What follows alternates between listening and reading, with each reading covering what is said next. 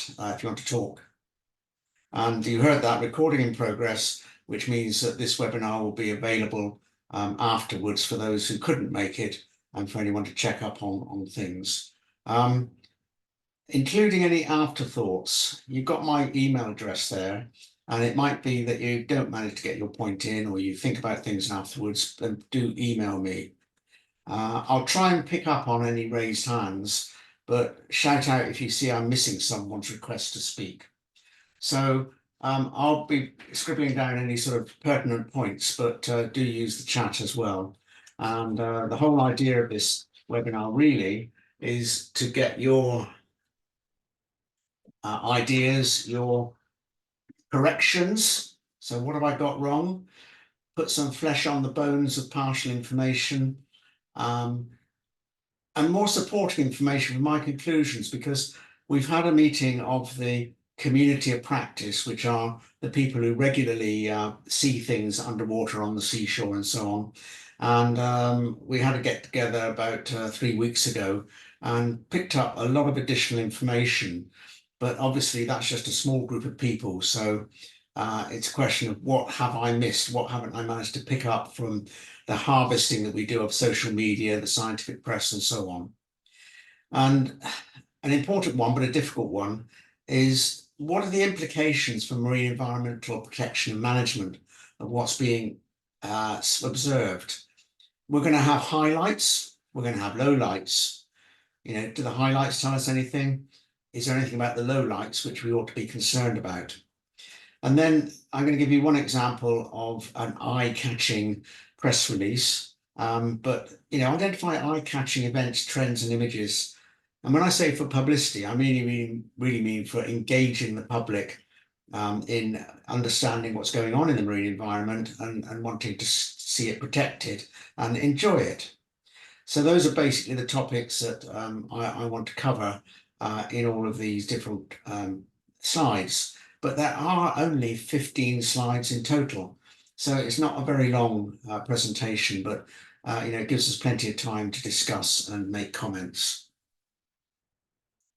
So for the highlights, and I'm just going to turn something off.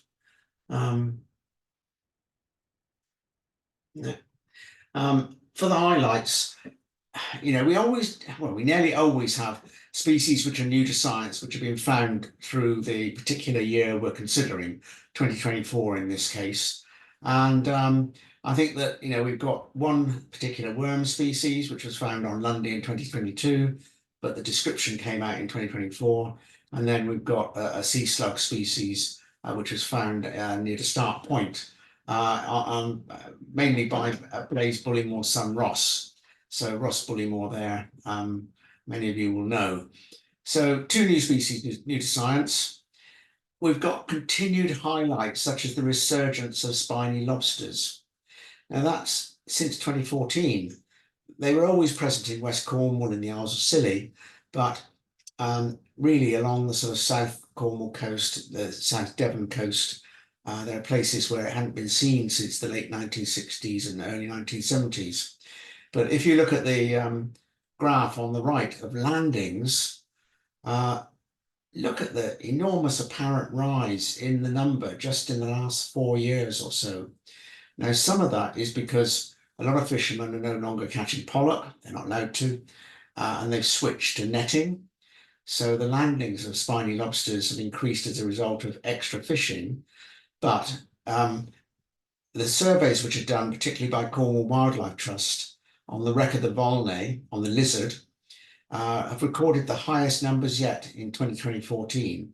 So that resurgence in the presence of spiny lobsters continues. I think there's still work to be done to actually see how many of them are actually buried, have got eggs, how many of them are over minimum landing size, 110 millimeters, to see whether in fact they're growing to a size which can be exploited, and whether they're actually self-recruiting, they're producing eggs and larvae. The same sort of, it's not exactly a resurgence, but a reoccurrence in large numbers of common octopus. So common octopus popped up again about 4 or 5 years ago. And the story used to be that they, come up in large numbers about every 50 years. So 1900, 1950, and then, something like 2022. And common octopus are still out there, and they're still out there in quite large numbers. Now in 2025, we're seeing reports of them. Of course, last year for the 2023 report, we had a report and images of hatched eggs and the dead female underneath the hatched eggs. So they're reproducing locally. So look out for baby ones and so on. A picture from Graham Parker from Silver Steps at Falmouth in June 2024.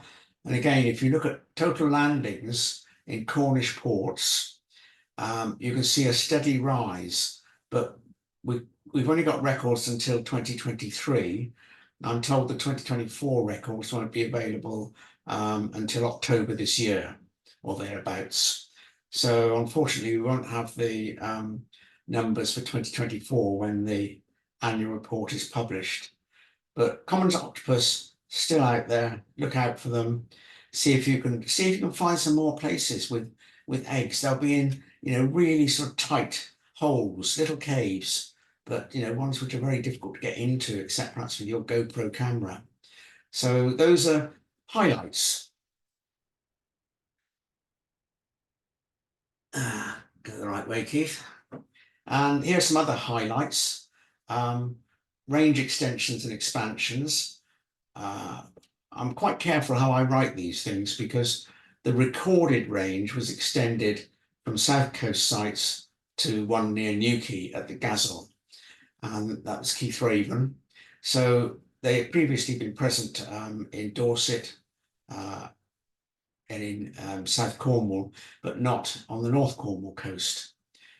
So look out for Periclymenes Sagitifera on the snake blocks anemones. They're not always very conspicuous, but we'd like to know whether they are spreading a warm water species again. The orange sea slug, keep changing the names. And I'd quite like some more detail because I think in 2024, they were being recorded from a lot more locations, and I didn't necessarily pick up on where those locations were and whether it was a spread or whether it was just sporadic. Some of them are very small. And also I could do with an image from 2024.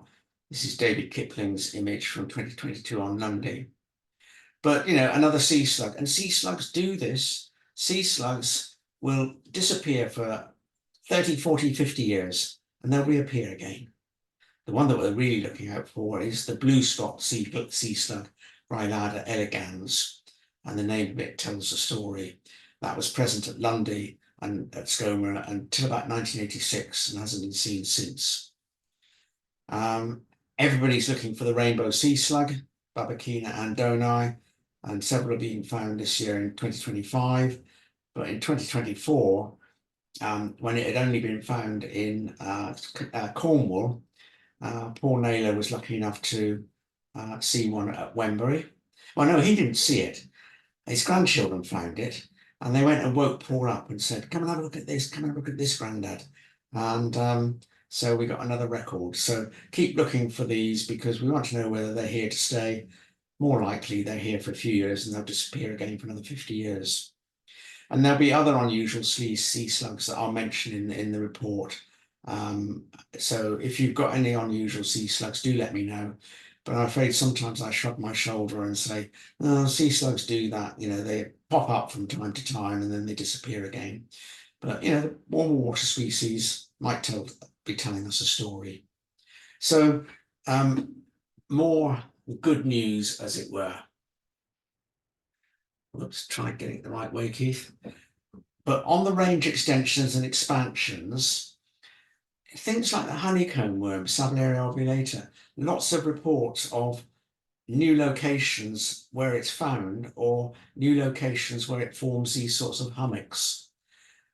You get them as single worms or as crusts in quite a few places, but when they form these hummocks, people get quite excited about them. So more chapter and verse about the spread of Sabellaria ovulata, more locations, more photographs, Of course, the thing with Savularia ovulata is that it does tend to smother the bedrock and boulders that it settles on, and probably reduces the diversity of other species. So perhaps it's not a good news story. I haven't put a picture of Montague's crabs in, but I think most of us know that Montague's crabs are increasing in numbers and geographical extent, and I will mention that in the report.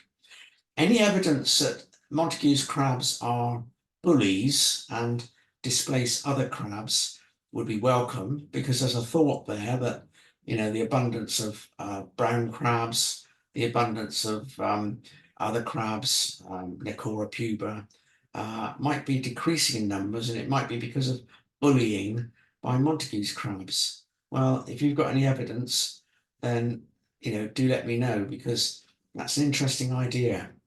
So this is Westward Ho on the 16th of May 2024, where hummocks are now appearing. Another good news story, or a good news story, is this rather popular and rather attractive seaweed. It was enormously popular with Victorian naturalists because it's very pretty. You can make nice Christmas cards out of it as specimens and so on. So this is Mike Pullerton reporting about South Devon and the enormous increase, indeed the appearance of Padina. I've seen it at Lyme Regis, where I had certain rock pools, which I'd always looking whenever I went there, which was most years for several years. And I wasn't seeing it. And then all of a sudden it appeared in large amounts. So, but it was there all the time, I don't know. So this is a resurgence of a species which was much more widespread along the south coast of the north coast of the English Channel. Wasn't recorded in North Devon or North Cornwall in the 19th century, but records of it and see whether it is spreading would be welcome. It particularly likes sort of sandy rock pools. So I mentioned crawfish earlier, but are there any other what I call resurgent species which declined in abundance, disappeared, but have now come back again?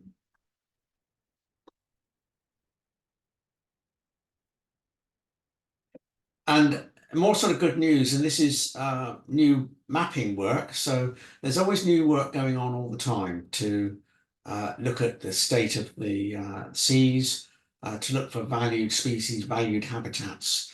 And so this is work undertaken for Natural England and includes a lot of diving survey work as well as acoustics work. And what you've got here is St Austell Bay with a map of live merle. So the live merle is a solid purple in different shades. And sorry, the live merle in, where it's more than 5% of the seabed. But the hatched area, or the shaded area, is where it's less than 5% of the seabed as live twigs, as it were. So the interesting thing in a way about this is that some bright spark in Natural England thought up of a headline. And let's face it, if we're going to get publicity for what we're doing in the marine environment, to understand better what's going on and what changes are taking place and what good things are happening and what bad things are happening, you need to think of headlines. And this was last summer when, of course, the Barbie movie was on in the cinemas, very popular. And so these were described as the precious Barbieland pink seabed ecosystem found. Now, if you're a precious academic, you might not like that sort of headline. But I think if that draws in news, if it draws in public awareness of things, then put your thinking cap on and see what you can think of as headlines. And certainly when it comes to publicising the 2024 report, we will be looking for conclusions, which we hope the press will pick up. So these sorts of headlines are very worthwhile. And this is quite remarkable to my mind, because a lot of people are concerned about seagrass, Zostra marina, and what's now Nanozostra and Noltii, the intertidal one. And they've continued to increase in extent in various marine inlets.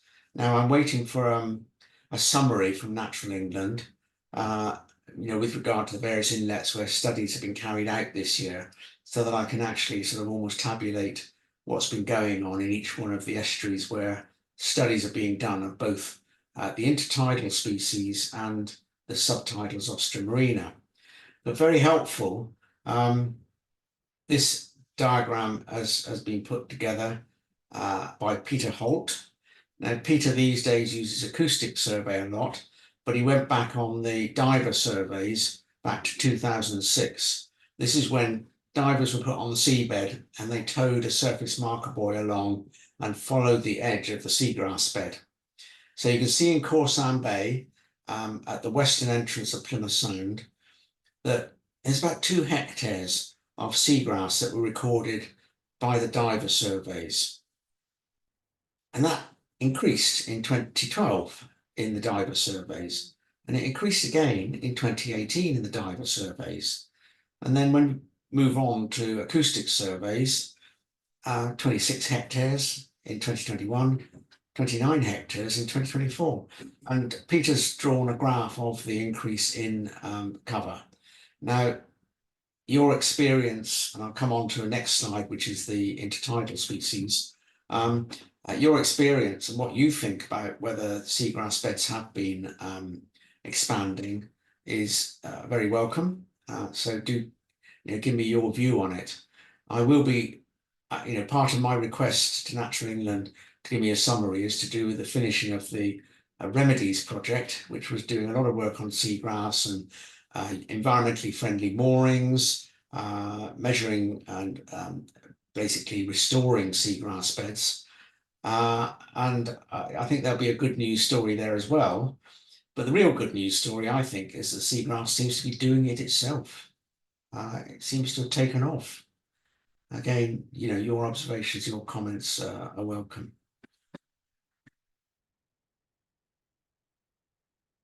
So this is a sort of aerial view, but with shaded areas patched in, which Nigel Mortimer has kindly supplied. And you can see the dark green areas, which are the intertidal dwarf eelgrass. And Nigel Mortimer's Nigel also added to the Environment Agency records, he added his own records, and that's the pale green shading.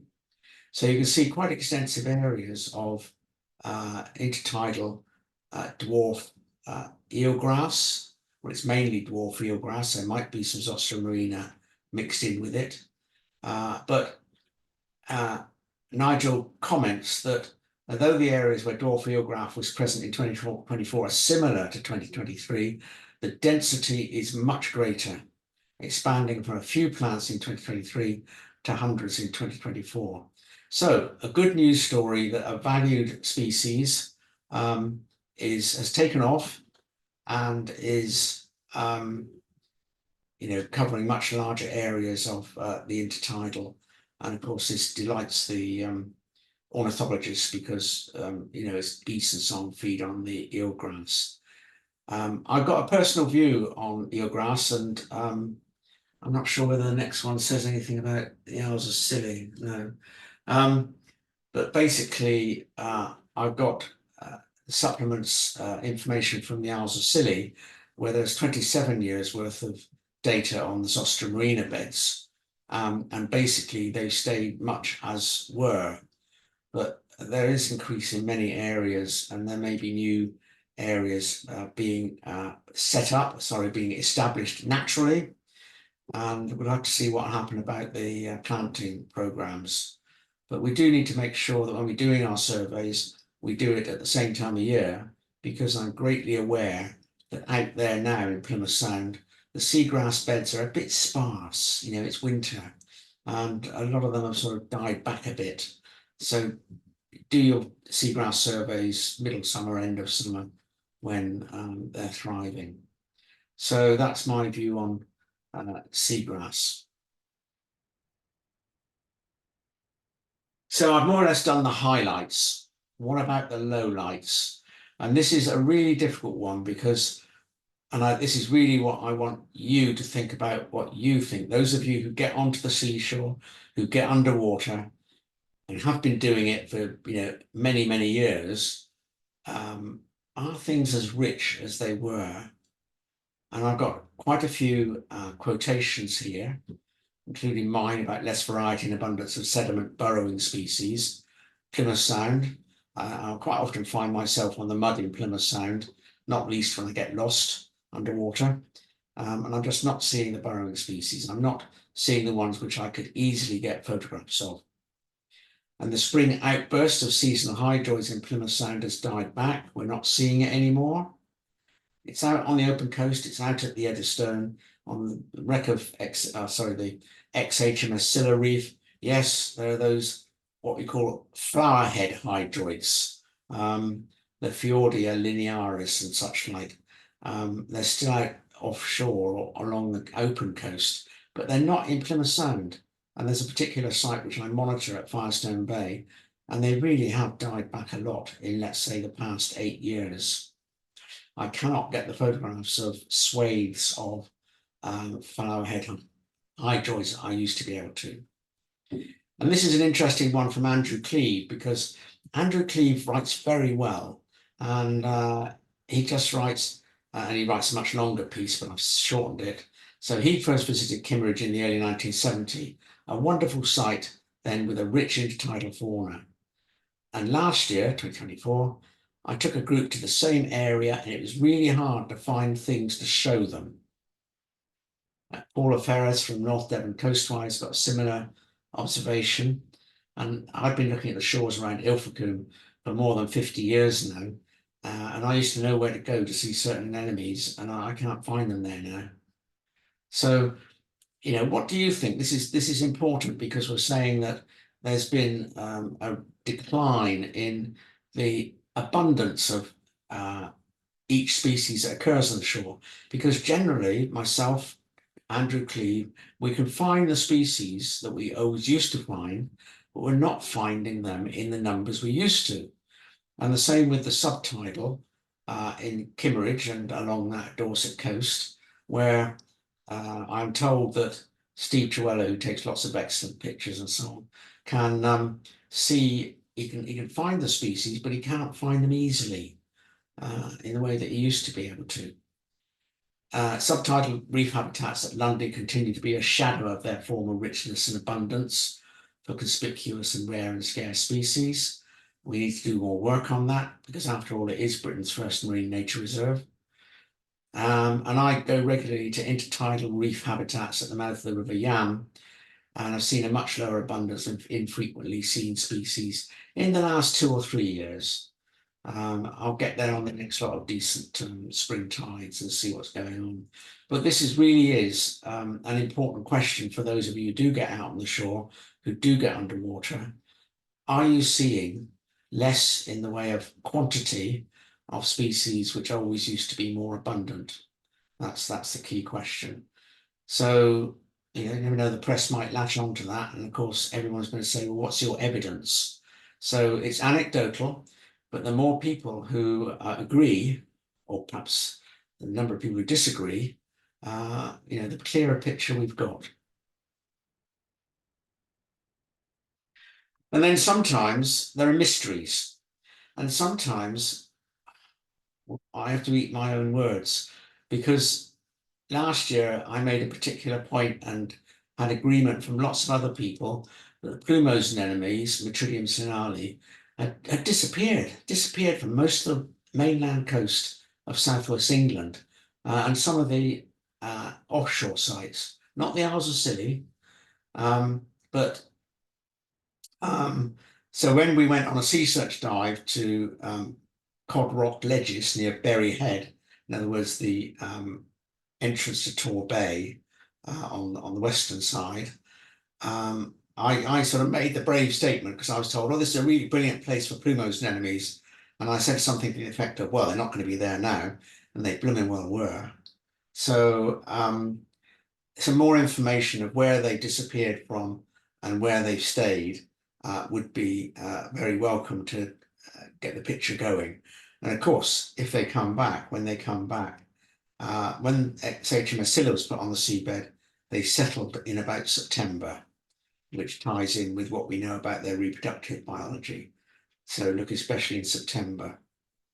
So mysteries. One of the mysteries is that out there in Plymouth Sound, the Marine Biological Association always knew where to get feather stars. They were always there at Mill Bay Pit and so on. And the MBA at the time had a specimen supply department, and they were supplying specimens to universities and so on for their marine life classes and such like. But feather stars, Antidon bifida, entirely disappeared from XHMS Scylla, the frigate which was put on the seabed in March 2004. And they are recruiting back on the reef now, I'm told. But, for 3 dives during last summer, they had just gone. First dive was, I realised afterwards, the second dive I checked, and the third dive I checked. That's a picture from May 2024 on Scylla. So they were still there then. Sometime after my dive on the 16th of May 2024, they disappeared. And Angela Stevenson here at the MBA is studying feather stars, and so she's particularly excited and interested in the disappearance of Antidon. And it does tie in with the sorts of disease events. It ties in with the sorts of disease events which people see in other echinoderms and them disappearing for lengths of time. So, any thoughts of appearances and disappearances, then again, that helps to sort of tell the story and helps to make a narrative, which we can say next time something like this happens, well, all the plumose anemones disappeared in about 2022 to 2024 from the mainland coast, and they reappeared 10 years later. Well, let's wait and see. They are a cold water species. They have been recorded from Brittany, but in general, they're a species which occurs much more abundantly in the north of Britain and Ireland. So that's a bit of a sort of mysteries and research.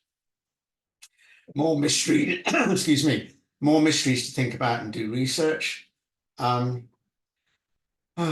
I'm glad to see Blaise Bullymore here, because a similar situation exists on Scoma. The pink sea fans, Unicella verrucosa, a real sort of charismatic species which is emblematic of our more exotic fauna. Well, many are in poor conditions at Lundy and have been for a long time. Now, this picture on the right-hand side by Nick Owen from Ledges in Lyme Bay. Nick tells me that, well, yes, there are a few like that which have obviously become foul with other organisms because the sea fans have died, is not necessarily the general picture. Most of the sea fans are healthy. It's just a few which are fouled in that sort of way. But at Lundy, a lot of them are fouled. A lot of them are completely dead. You can see on the lower part of that Lundy picture, you can see some live pink sea fan. But anyone else got experience? When I look out of the window here, I think to myself, outside of Plymouth Sound, about 3 million pink sea fans by my estimate on the rocky seabed.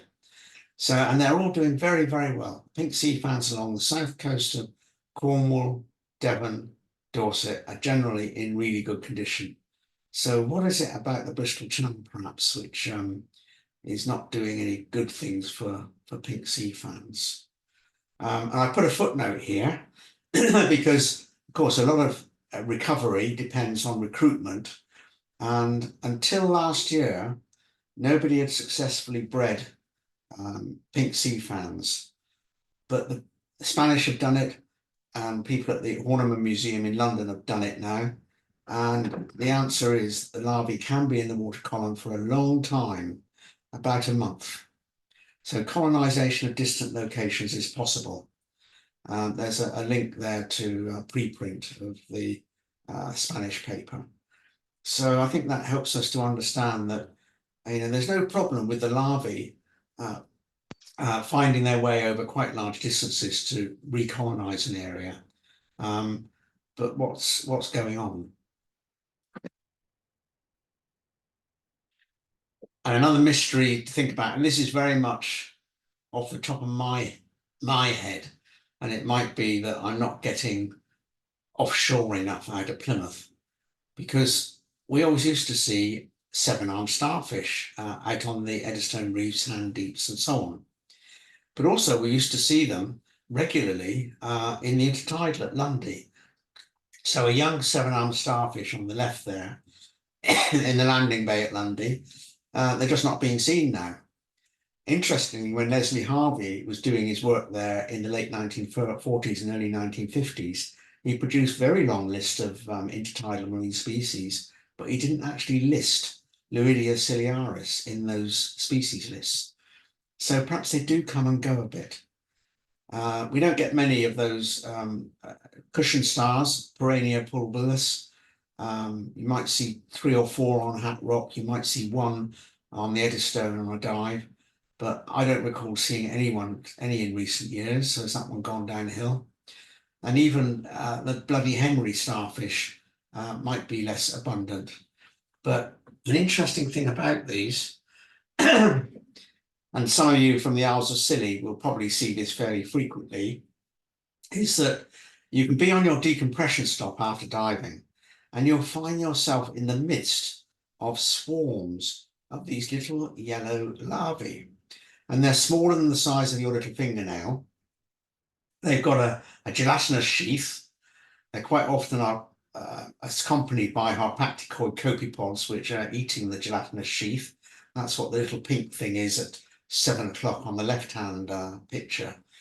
So look out on your decompression stops for these larvae drifting past you in the plankton, because that might say, oh, good, they're recruiting again. But just something for you to think about when you're on the seabed, and let me know if you've already got records and so on. So are the numbers of these rather exotic starfish dropping away?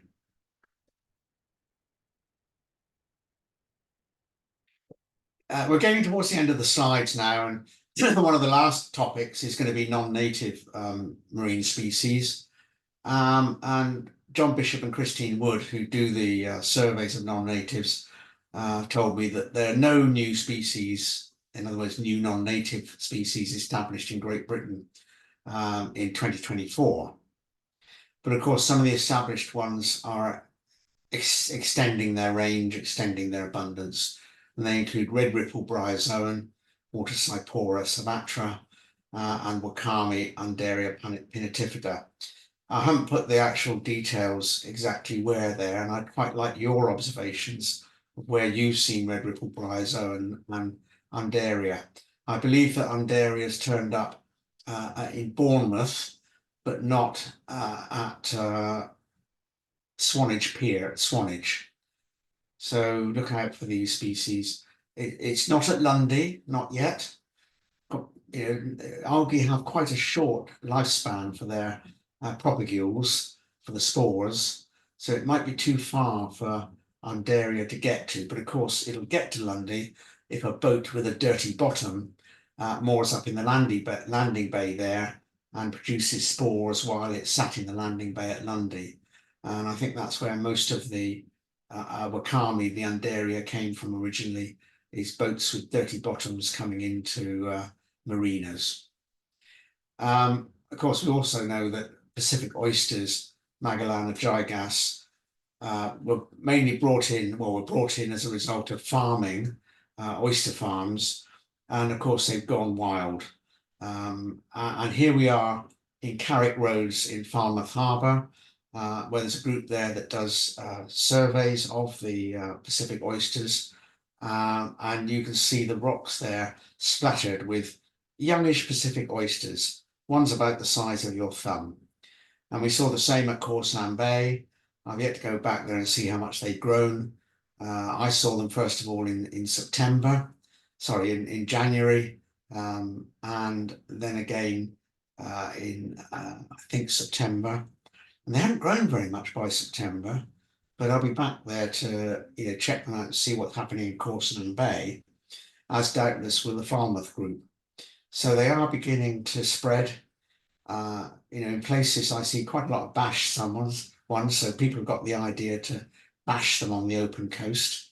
And in some places like the Yam, where I go quite regularly with photographs to line up places which I can count the number of oysters, then I think that the bashing on the bedrock has worked. But of course, the ones on the gravels and cobbles and so on, it's very difficult to do anything about those. But some of them have been dying off. Some of them have, are sitting there gaping and dead. So perhaps they've reached the end of their natural life. So any observations on Pacific oysters would help to fill out the story there. An interesting one at the bottom here. It's not a recent find. It was 2016. And if any of us who are used to doing seashore work found this, we'd probably say, oh, that's Pilumnus hortellus. But no, it turns out that it's a species from Florida, and it washed up on a pot marker in the sort of hole that normally holds the vertical rod, and it was alive. So species like this can find their way all the way across the Atlantic and may one day actually settle and start reproducing. So that's an interesting record. I'm waiting for final photographs. I've harvested this image out of the scientific paper. I'm waiting for proper photographs from the Natural History Museum, and also permission, which could see me chasing for. So that's the way that species get here, is drifting across the Atlantic from Newfoundland, from Florida, who knows from where.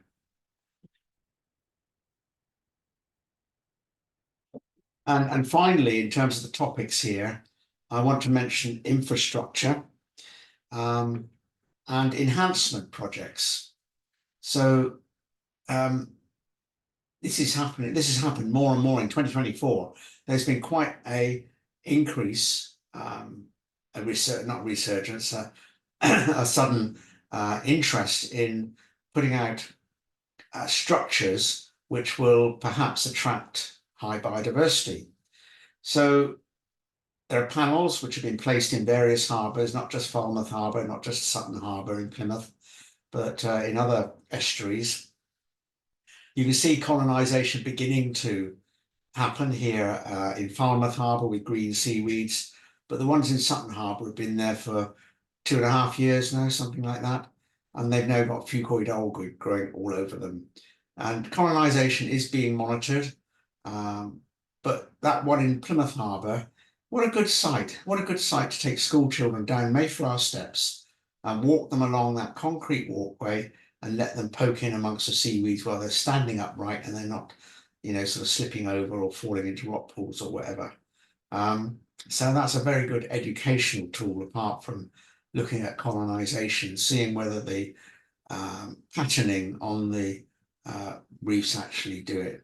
And a very local one, the Marine Biological Association installed a new seawater pipe to bring seawater into the seawater hall, and that is kept on the seabed by a mat of these brick-sized sculptured marinecrete. Marinecrete doesn't use cement as the binder. I'm not sure what it does use, but cement, of course, has got its bad name because of its CO2 output from the factories that produce it. So marinecrete it uses a different binder, and those tiles are going to be surveyed in May this year to see what's settled on them. Reef blocks, again, this is ARC Marine in Brixham, who produce these reef blocks. We're at Hengersbury Head in Dorset now, where a very large reconstruction project of a breakwater was undertaken, and Alice Hall at the university here in Plymouth put various concrete and marinecrete structures in amongst the groin, and let's see what actually happens there. So this is all being done where there's going to be infrastructure anyway. And the question is, do they enhance biodiversity, including attracting valued species? The question that I have is, should we be actually doing this biodiversity enhancement without using existing infrastructure? In other words, putting structures into the marine environment specifically to enhance biodiversity, specifically where we can follow colonization processes and succession, and so on. So I'm in favour of enhancement in the right place, but is anything happening in your area? Which I've mentioned that there are other places in South Cornwall where these panels are being put up, but where else are these sorts of blocks and rock pools and so on being put in place, and most importantly, what work has been done to learn about colonisation?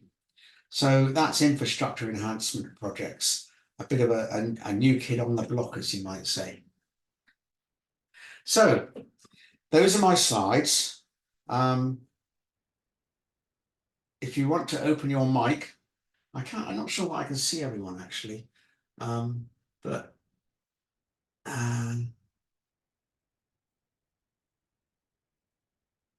so who's wants to say anything? Paul Naylor and Blaise Bullymore are unlooted and Chris Sharp. Anyone else? Just shout out because. Hi, Keith. Paul, carry on. Just wondered, thanks very much for the presentation. Have you said anything about Dromia, the sponge crab, in the written report? Sort of. I've got it in my head because somewhere I've got a note, and I think it's in the draft report, that fishermen and divers are reporting more sponge crabs. They always used to be out there. I used to see them a lot at Lundy, even sort of 30, 40 years ago. But you're seeing them, and I see that Basina got one from the intertidal on these very low spring tides recently, near to Sutton Harbour. And I noticed just, I think this week, that even Hayward and Ryland, in their tome, actually call it an increasing species. They actually, in distribution, they actually refer to it as increasingly found. And there've been recent reports of it extending into the North Sea. Okay.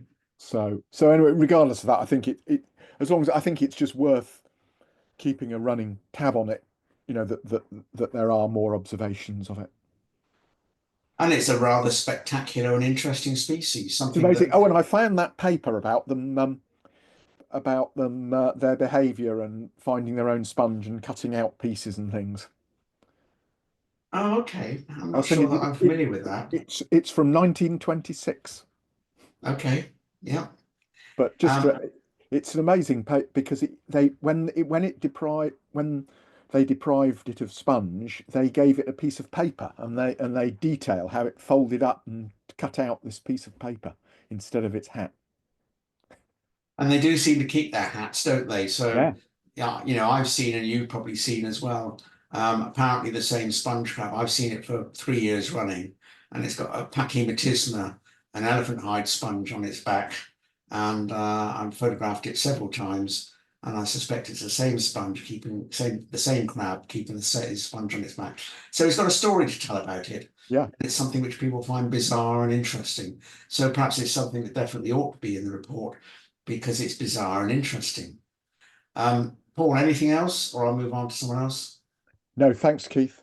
Okay, Blaise, have you got anything to say? Yeah, I was just saying I've got quite a few things. I'll feed back to you by email later. But the Dromia story, that's interesting because we've been seeing Dromia around Skoma and around West Pembrokeshire increasingly for quite a few years now.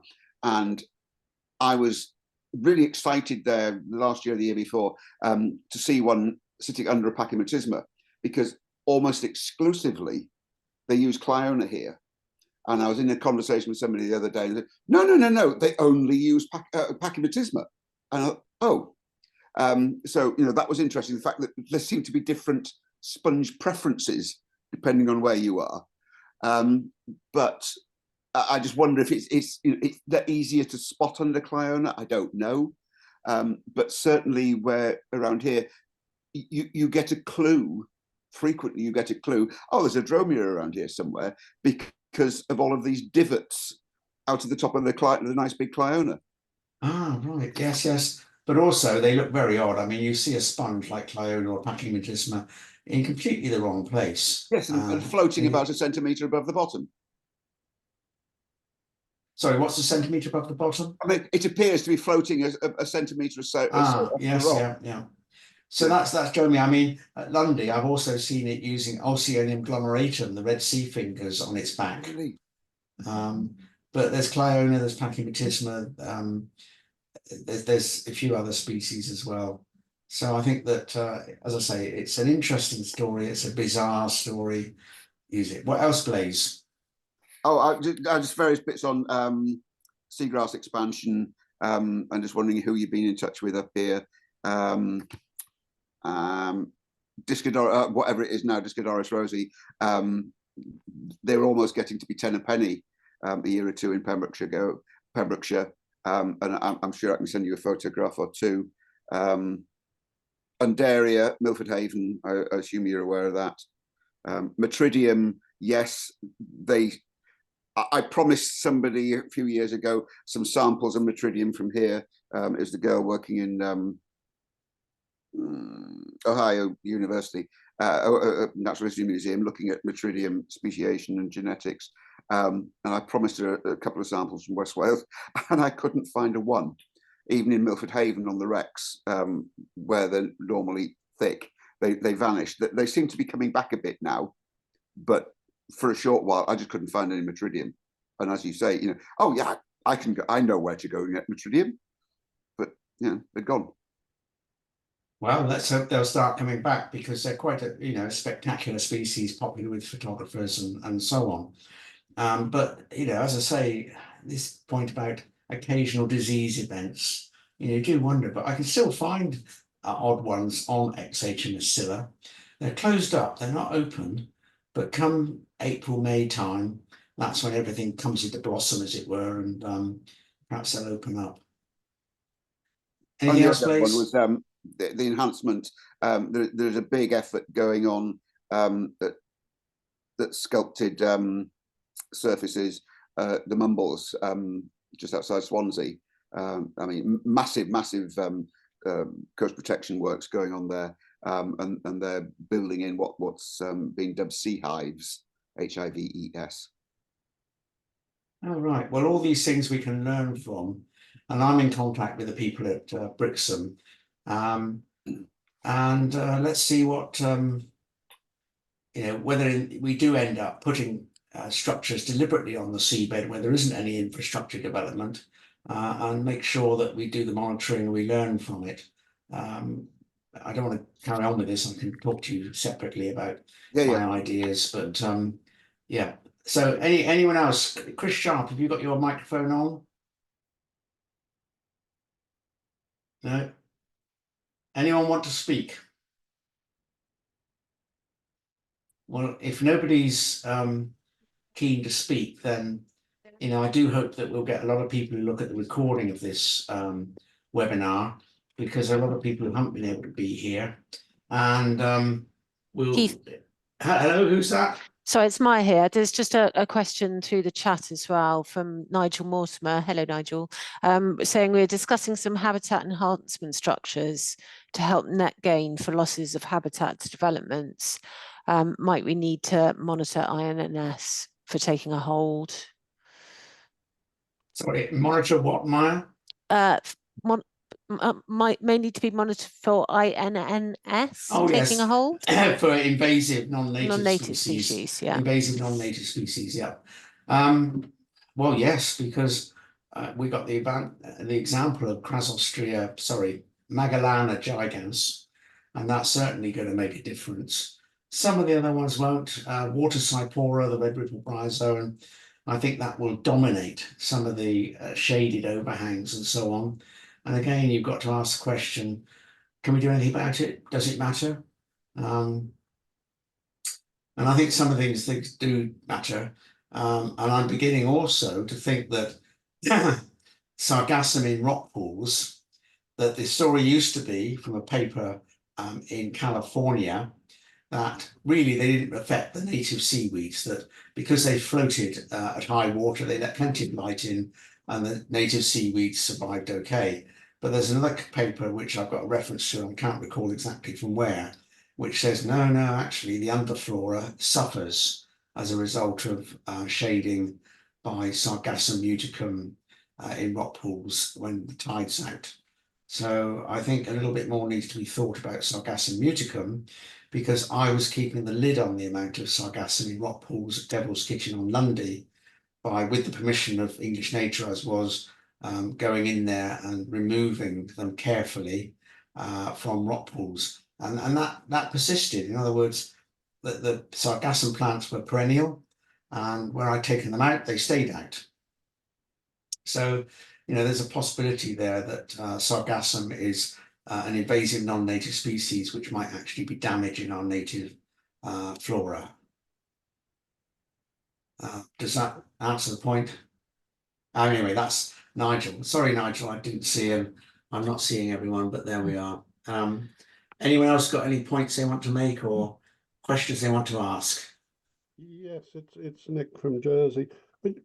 But you didn't mention. There's loads of questions, but one thing we've had, like sea hares, that they were near on non-existent, sort of the last 12 months or so, and then this winter there's been just an explosion of them. That they're everywhere. Sort of the baby ones. It's just so bizarre, from next to nothing to thousands of them.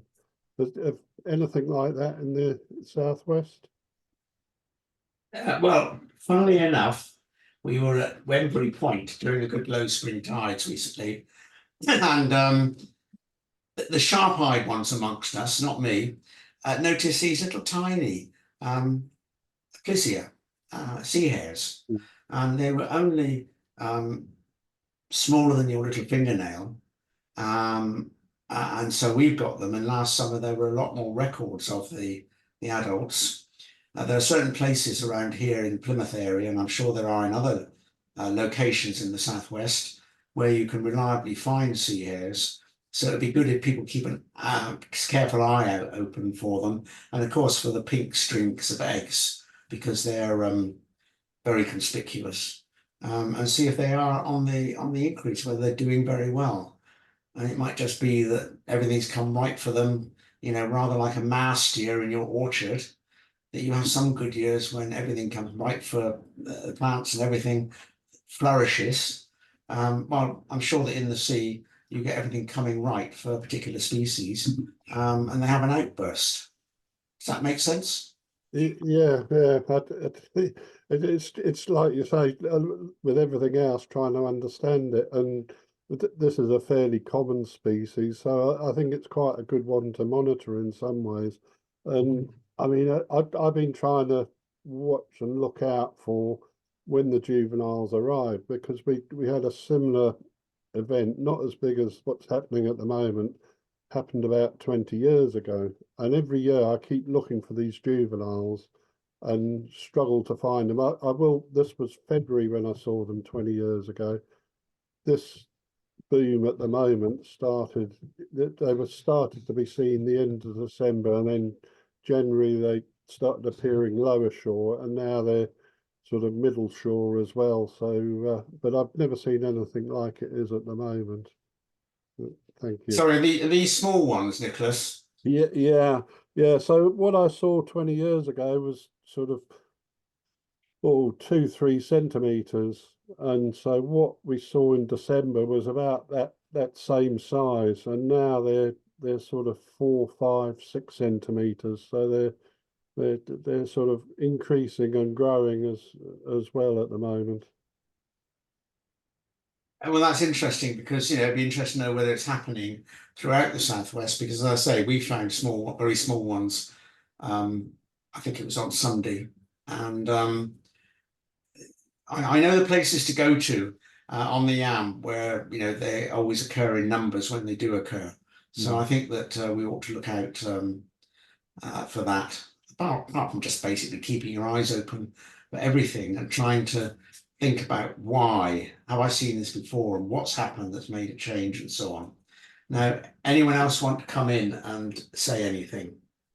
Just a quick note on the Pacific oysters. We've had them wild here for about 30 years, but this winter there just seems in certain places there's just been an explosion of them.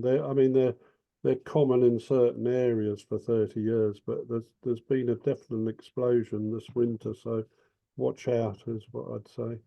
Well, I think our explosion was the winter 2023, 2024. That's when I started to see lots of thumbnail-sized individuals at, you know, semi-open situations like Corsan Bay, which is an open bay, but it is in Plymouth Sound. And there are plenty of places where I go to, including places like Wembury Point, and say, oh, I haven't actually seen any Pacific oysters while we've been doing our shore survey. And the oyster farm was just around the corner. Oyster farm's closed down now, but the wild ones are continuing to reproduce in the Yam. So yes, it seems as if they have their outbursts, they have their good years, their mast years, if you like, and all we can do really for a lot of these is keep track of them.